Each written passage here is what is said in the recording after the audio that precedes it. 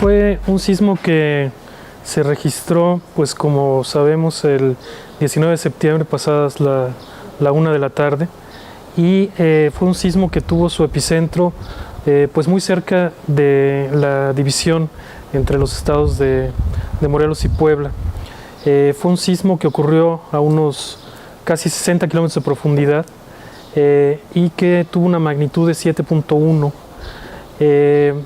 Bueno, sí, fue un sismo que se sintió muy intenso, seguramente aquí en el estado de Morelos, en gran parte del estado de Morelos. Se provocó daños, como sabemos, también en la Ciudad de México, y la razón principal de la generación de estos daños pues es sobre todo la cercanía con respecto del epicentro. No es un sismo tan grande en magnitud como lo fue el sismo del pasado 8 de septiembre, sin embargo, dada la cercanía con las ciudades importantes del centro del país, pues fue la razón de la sacudida tan intensa y de los daños. Este sismo, entendemos que lo que pasó fue que la placa de Cocos, que es la placa que se mete por debajo de la placa de Norteamérica, que decimos en términos técnicos subduce debajo de la placa de Norteamérica, esta placa se rompió por dentro y provoca este movimiento que es más profundo que los sismos costeros, ¿no? Los sismos costeros suelen ser a una profundidad de menos de 20 kilómetros, pero en este caso estos sismos son pues más profundos, pero desafortunadamente también más cercanos a estas ciudades importantes.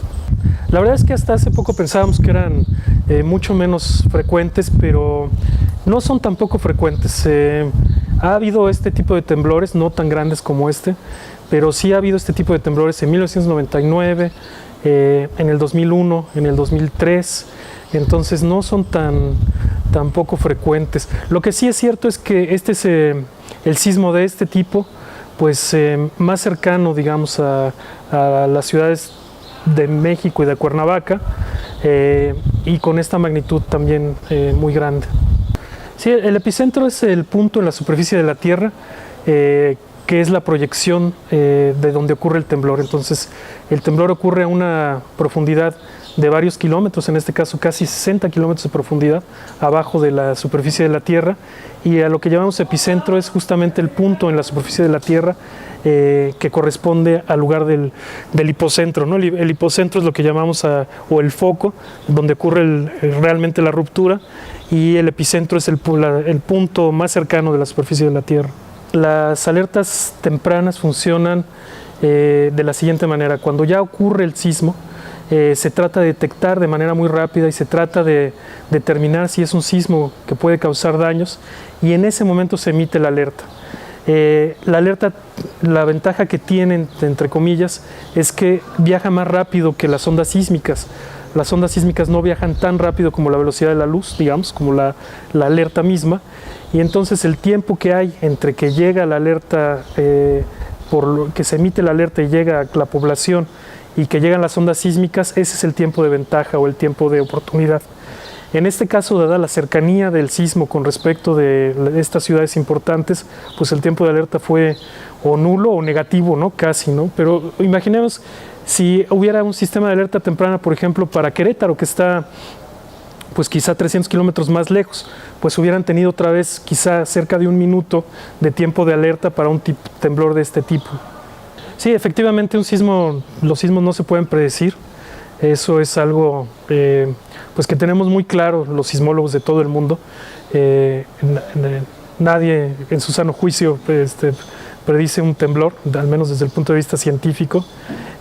Y sin embargo, sí, lo que tenemos que tener conciencia es que vivimos en un país donde ocurren estos fenómenos relativamente de manera frecuente. En realidad los sismos ocurren todos los días, a veces se registran o no, en promedio se registran alrededor de 40 temblores cada día, ¿no? La mayoría de estos temblores no son sentidos, y pues alguna parte de estos temblores sí son mucho más grandes y presentan pues intensidades altas. Entonces lo que hay que tener conciencia es que pues vivimos en un país donde ocurren estos fenómenos que son pues impronosticables. La corteza terrestre, que es donde vivimos, está dividido en placas tectónicas, y estas placas tectónicas se mueven entre sí. no están quietecitas, sino se mueven entre sí. Y hay todo tipo de movimientos, hay movimientos laterales como la falla de San Andrés, o hay movimientos de subducción donde una placa se mete por debajo de la otra, que es el caso del centro y sur del país, ¿no? Tenemos esta placa oceánica que se llama la placa de Cocos, que se mete por debajo de la placa de Norteamérica y que genera gran parte de los temblores importantes en la parte central del país. Al occidente tenemos la placa de Rivera y pues sí, más al noroeste tenemos la placa del Pacífico, que también tiene un movimiento lateral y de separación. Bueno, se sabe que no solo en este caso, que en algunos casos temblores que producen sacudidas intensas pueden afectar o pueden acelerar un poco la actividad volcánica de volcanes activos, ¿no? En realidad entiendo, muy poco probable que un volcán inactivo regresara a una actividad por el hecho de la ocurrencia de un sismo.